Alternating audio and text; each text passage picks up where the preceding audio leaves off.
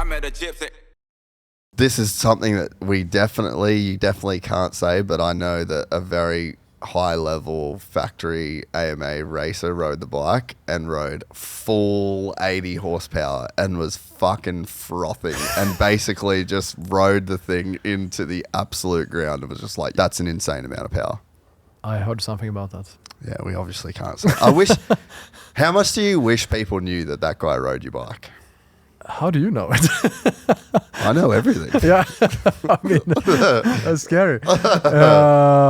Yeah, that is pretty exciting. I mean, for me, I am obviously super proud. You know, like you see these guys, like having Ken Roczen here, for instance, like a few years ago, trying the bike was for us a huge moment as well. I mean, maybe my proudest moment was when Travis Pastrana released his review video. Like, almost brought me to tears, or maybe I was crying, because you know he's such a cool guy, and for me, when I grew up, he was like the coolest guy. Seeing all his videos and so on, and then seeing that he really likes our product is like, wow, huge. Yeah, but that guy was, if we're speaking about the same guy, pretty... We are speaking about the same guy. Okay. That's funny. Yeah. Yeah, I just have a way of finding out everything. Yeah, I can imagine. That's your job. It's my hidden talent. And I didn't ask. I didn't ask. I just end up little birds. Who was it? What was it? The eunuch from Game of Thrones? Remember, like he would just say like the birds. I don't remember. Did you never get into? I did see that, but my memory is too poor. Yeah, okay. If it's not Lord of the Rings, it's just out of there. Exactly. What are some of your proudest moments? Riding the bike for the first time was massive. It was so funny. You know, first time we rode it, and Paul was the first guy to ride it. And we were like standing there, the whole team around him, and he was like hitting the throttle. Nothing happened. It barely moved. Like, it had like 1 horsepower. It was like had to push with his legs, you know. And then, okay, there was a software error. Figured it out. 2 minutes later, the bike has, you know, full power. And then I rode it, and I immediately like wheeled it down the street, super reckless, because like no validation and no protection at all. But that feeling, wheeling that bike down the street that you've been dreaming about for years, and it now exists, like, amazing feeling. Then I think the launch in 2021, which was very scary, like, we decided to be very open. Because the launch format, now I think all the electric after that has to some extent copied a little bit what we have done with their twist. But like doing a video where the CEO is like really presenting the company, like, are people gonna think that I'm just a fucking idiot? A lot did. I mean, maybe half. So, but I was fine. Maybe more. Maybe more, which I was fine with. But what will they react on the product? And I think in general the reaction was amazing. Like seeing the reception and thousands of people, 5,000 people ordering the bike the first week was just incredible. Like that was like that week was, you know, like flying, you know. It was so cool. And I think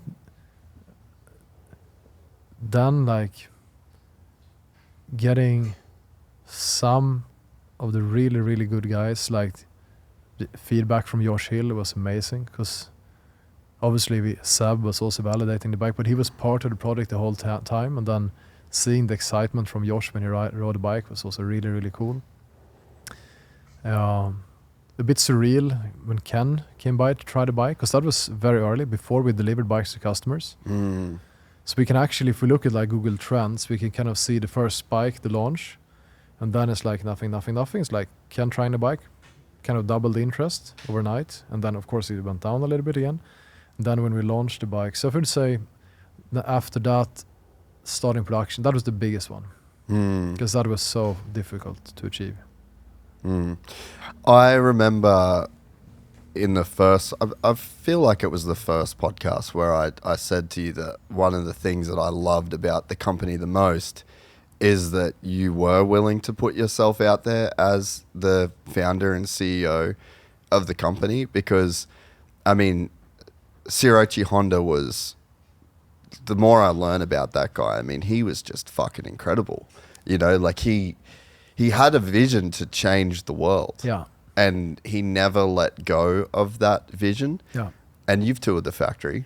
You know, you've seen it, and you can see the culture is still alive. It's obviously never going to be what it was with him alive, but you can see the impact that it made on not only the company, but the lives of the employees and the whole world, and everybody that ends up touching those products, you know. And I just think in the modern era, so few people in this industry have actually done that, and they don't do that because there's a level of accountability that is extremely uncomfortable, and it's extremely difficult when things go wrong. Yeah. And it's a lot easier to just be a company that's faceless and kind of can distribute the, you know, no one person has to carry the blame, but I really respected the way that you put yourself out there initially. And I think that you've never stopped, you know, like you've almost kind of just taken more accountability as time went on. I mean, I felt that it is something that I really stand behind. Like, we put in all our energy into it, you know, and I think that when you come out as a new company with such ridiculous claims, like, how do you validate that? Like, if you're not willing to bet yourself on it, why would other people bet on you? I think that's really, like, especially in the beginning, that is really, really important.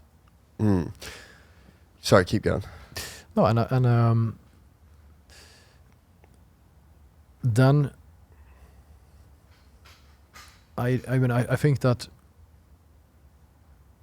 having a person representing company or a brand can be really, really powerful. It can also be negative. I mean, I think we see that with Elon Musk, where in the beginning it was amazing, and then it took a negative turn, and people stopped buying Teslas because they didn't want to support him because of his political views, which, you know, you can agree or not agree with them, but I mean, everyone should be able to have their opinion, irrespective of the product, right? But he was so connected to that brand that, you know, all the left side politics, like, literally started hating the car company because of that. And I'm not the person that really needs or wants to expose myself, so I think maybe for us it's less of a risk. Like, the only time that I do expose myself is around Stark. Like, I don't share I share some views here, but I think, like, I have chosen that public Anton is for Stark, and that is 100% me. I was going to say, there's not too much of a difference between public Anton and private Anton, you know. But, you know, I'm not, like, driving a different agenda. I'm not like, behind the scenes. Exactly. Or I'm not, like, driving politics, or if I was representing two companies, it would be quite strange also, I think. If I would become the face of something else for some reason. But I feel like my legacy is Stark. That's what I will leave behind, and I'm super proud of that. You just finished watching a clip from the full 3-hour podcast. You're on our Clips channel. The full podcast live on the Gypsy Tales podcast channel. It's linked right here. Go over to that channel, give us a like, give us a subscribe, and make sure you never miss a full episode of the Gypsy Tales podcast. If you don't want to watch it on YouTube, you want to watch it on the go, you can also head to our iTunes or Spotify to get the full 3-hour podcast in audio format. I met a gypsy.